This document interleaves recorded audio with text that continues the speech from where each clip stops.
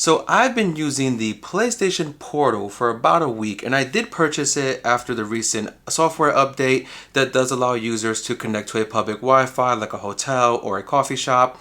And I wanted to run through some tests throughout the week to determine whether or not the PlayStation Portal can be taken portably. And I gotta be honest, the answer to that question is a very complicated one. Let's get into it. Now, before we start, I want to mention a couple of things. Number one, I am in the process of moving to a new apartment, and my actual YouTube setup will not be where I want it to be for another few months. So there will be some changes to the channel, some changes in how I do things, but I'm still gonna get content out as often as I can. I do also have a new podcast that I started with a couple of friends of mine called the Ray House Podcast. So check out the podcast on my channel. I'll link it somewhere in the video, and also of course check out my other podcast, the Three Amigos Podcast, as well. Second thing I wanted to make more related to the Portal itself is I did find a recent YouTube short that did explain how you can improve the performance of your game streaming with the Portal. The video did say to have your console connected to an Ethernet cable, which it should be anyway. Lower your resolution to 1080p and have your game setting changed to performance rather than resolution, and that should mostly or greatly improve the status and the connection of the game. Now, I cannot confirm that it made a major difference, but it was noticeably better when I changed those settings after when I used it before changing those settings.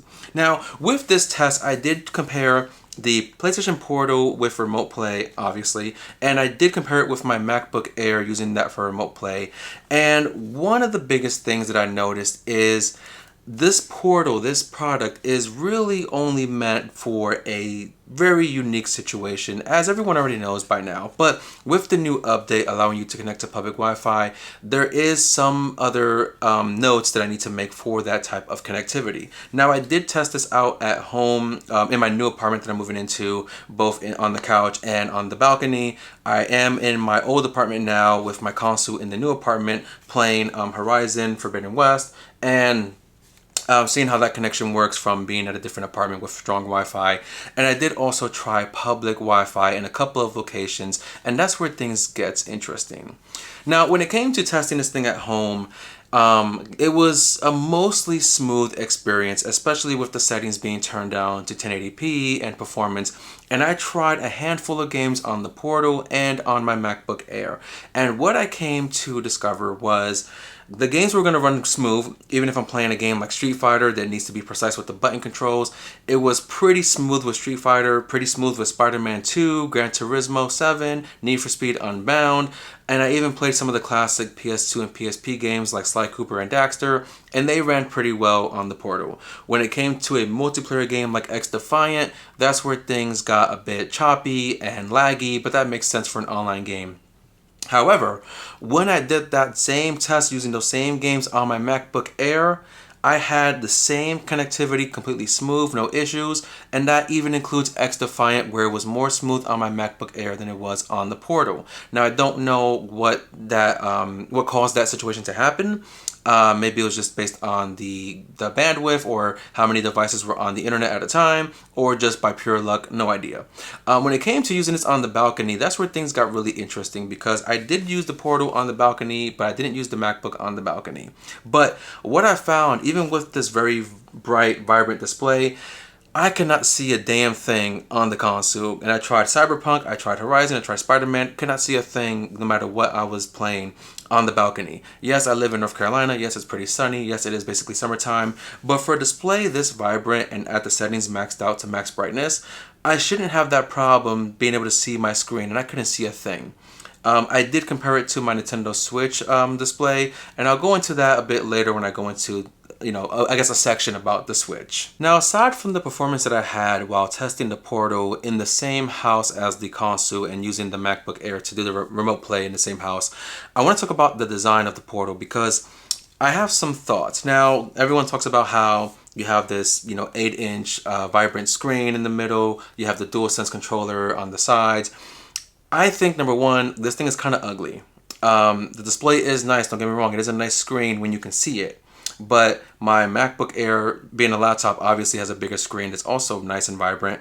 As for the DualSense feeling on the side, the controller of the DualSense, I have a spare DualSense controller that I would use for my remote play on the Mac, so that doesn't apply to me either.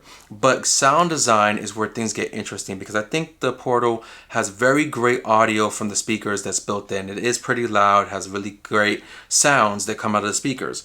However, when it comes to the headphone connectivity, that's where things get interesting, because as you may know, you need the PlayStation Link option to connect headphones to this, which means you're limited to 2 headsets to connect to this wirelessly, because there's no Bluetooth connectivity at all.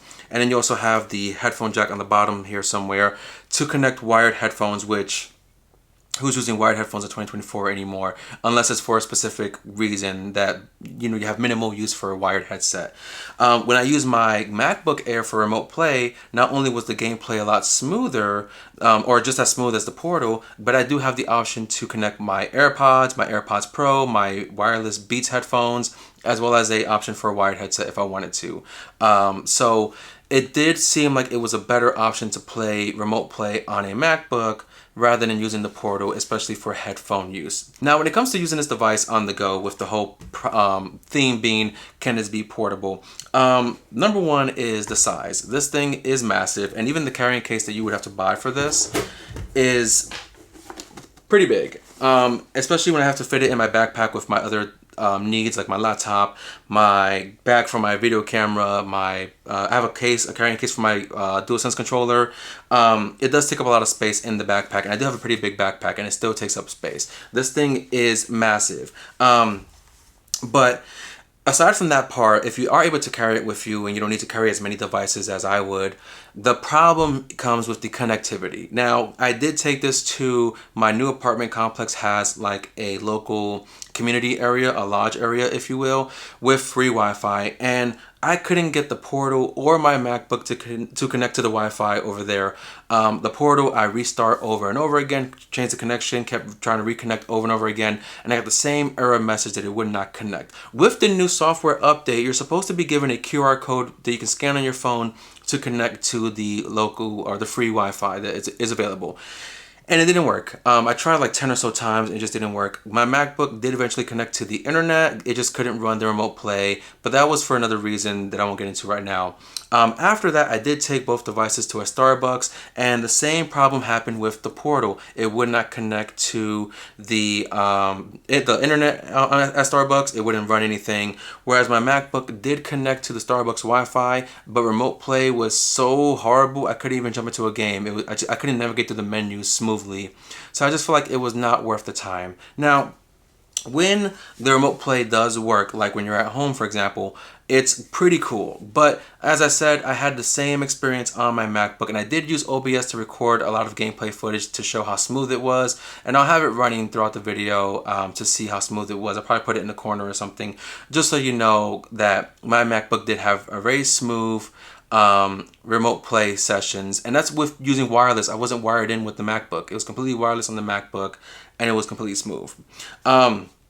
So when it comes to making this device portable, that's a problem, because it's really big. You need a huge space in your bag, and it won't connect to the free Wi-Fi as it should. I've also seen a few videos with the same problem.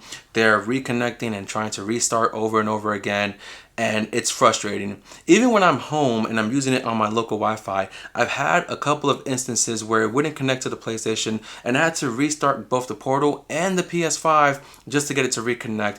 That's an issue when you have a situation like you're visiting a family or a friend who has good Wi-Fi, and your console is at home and your Portal is with you. What if you had to restart your console, but you're not home to do that? What is the point of having this new update to make it available for the free Wi-Fi's in your coffee shop, as well as improving the performance of the connectivity, when it doesn't work? I do think there's a lot of room for improvement here with the Portal, and it's just not where it needs to be as they want it to be. They need to change the connectivity for headphones, make it Bluetooth connectivity. I understand the reasoning. They say that the Bluetooth connection is not always going to be stable, and they use the link option to be more stable, but no one wants to go with that route when they already have Bluetooth headphones. Now, earlier I did mention the Nintendo Switch, and the reason why I bring that up is when I was on my balcony doing the test, I could see my Nintendo Switch screen much more clearer than the Portal, which is odd because I don't have an OLED model Switch. I have the previous model with the crappier screen, Nintendo Switch. And the other thing about having a Switch, comparing a Switch to this, is that this thing is about $200 before tax, just like a Nintendo Switch Lite. Or you get a regular Switch for $350 or whatever the cost is for the OLED. And while you cannot play the PlayStation exclusives on the Switch, like Spider-Man, God of War, Horizon, Stellar Blade, etc., you do have a huge arsenal of Switch exclusives that you can play on Nintendo locally without streaming or any type of connectivity. And I mean a lot of games. There's so many Mario, Zelda, Kirby games, there's Donkey Kong, there's Metroid, there's Smash Bros, and all the third-party games available on Switch that you can play just by putting the game in and running it just as is. Now, I mentioned a Switch Lite as an option because it is the option that is comparable in price to the Portal. You can play it locally without having to stream any information or stream over the internet unless you're playing online games. And it fits in your pocket, unlike this thing. And I think it is a better deal to play games locally if you want to play portably.